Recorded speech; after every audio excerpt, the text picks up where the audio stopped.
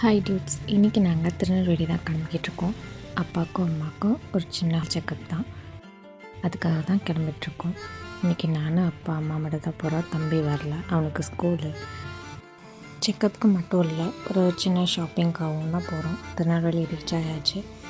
இப்போ நாங்கள் எந்த ஹாஸ்பிட்டல் போகிறோன்ட்டா பிஜே மல்டி ஸ்பெஷலிஸ்ட் ஹாஸ்பிட்டல்.